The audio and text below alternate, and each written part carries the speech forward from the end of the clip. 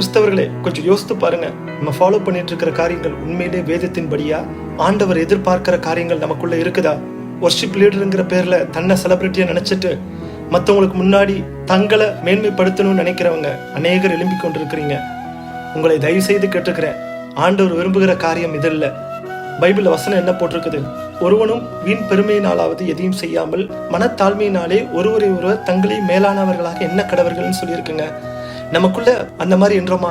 எப்ப பார்த்தாலும் நமக்குள்ள பெருமை, நான் பாடுறேன், நான் துதிக்கிறேன், நான் ஒரு வொர்ஷிப் லீடர், நான் ஒரு செலிபிரிட்டி, என்னுடைய பாடலை கேட்கறதுக்கு எத்தனையோ பேர் யூடியூப்ல பார்த்து வெயிட் பண்ணிட்டு இருக்கிறாங்க, எத்தனையோ லேக்ஸ் வியூ வருது, இதனால நான் கர்த்தருக்கு பிரியமானவனா நடக்கிறேன்னு நினைக்கிறீங்களா? அது இல்லைங்க.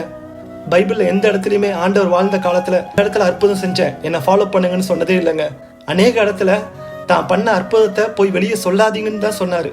நம்ம என்ன பண்றோம்? சுகமளிக்கும் பெருவிழா, நான் ஒரு தீர்க்கதரிசி, இதெல்லாம் வேண்டாங்க. ஆண்டவருக்கு முன்பாக எல்லாரும் சமம்.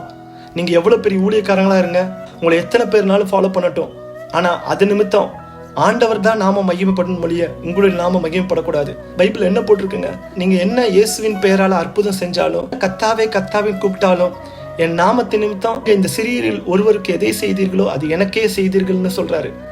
கர்த்தருக்கு முன்பாக மனத்தாழ்மையா இருக்கணுங்க. இப்போ வர பாட்டெல்லாம் பார்த்தா இதெல்லாம் சினிமா பாட்டை விட ரொம்ப மோசமா இருக்குங்க. அங்க எங்கெங்க இயேசுவின் நாம மகிமைப்படுது? நீ இதை சொன்னா நீ பொறாமைனால சொல்றேன்னு சொல்லுவாங்க. இது பொறாமைனால இல்லைங்க. அந்த ஆண்டவருடைய வார்த்தைகளை படிக்கும் போது இயேசு கிறிஸ்து எதிர்பார்க்கிற வாழ்க்கை நான் வாழலையேன்னு எனக்குள்ள உள்ளம் குத்திட்டு இருக்குங்க. ஆனா ஊழியங்கிற பேர்ல அறியாம செய்றீங்களா இல்ல இதுதான் ஊழியம் நினைச்சிட்டு செய்றீங்களான்னு தெரியல. ஒருவேளை ஊழியம் செய்யறவங்களுக்கு நான் சொல்றேன், பைபிள்ல எந்த இடத்துலயுமே வொர்ஷிப் லீடருங்கிற ஒரு போஸ்டிங்கே இல்லைங்க. வொர்ஷிப் பண்றவங்க முன்னாடி ஆராதிக்கிறவங்கள ஆண்டவரோட கனெக்ட் பண்ணதான் செய்யணும் மொழிய வரவங்க உங்களே பார்க்க கூடாது. நீங்க போடுற மியூசிக்கையோ இன்ஸ்ட்ருமெண்ட்டையோ நீங்க போடுற கலர் லைட்ஸையோ பார்த்து உங்களை தேடி வரக்கூடாதுங்க.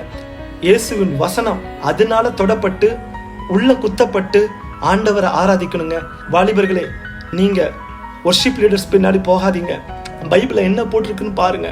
மனுஷனே, நன்மை இன்னதென்று உனக்கு அறிவித்திருக்கிறேன், நியாயம் செய்து இரக்கத்தை சிநேகித்து உன் தேவனுக்கு முன்பாக மனத்தாழ்மையா நடப்பதை தவிர வேறு எண்ணத்தை கேட்கிறேன் அப்படின்னு வசனம் இருக்குங்க. கடைசி காலத்துல ஆத்துமாவை ஆதாயப்படுத்தணும் தான் எதிர்பார்க்கிறார், வசனத்தை பேசணும் தான் எதிர்பார்க்கிறார். கிறிஸ்தவம் என்கிற பேர்ல தன்னை பெருமைப்படுத்துறது, பணத்துக்காக சுவிசேஷத்தை அறிவிக்கிறது, பாடல்களை மாத்திரமே வைத்து ஊழியத்தை செய்வது, இது ஆண்டவர் விரும்பாத காரியம். மனம் திரும்புங்கள் ப்ளீஸ்.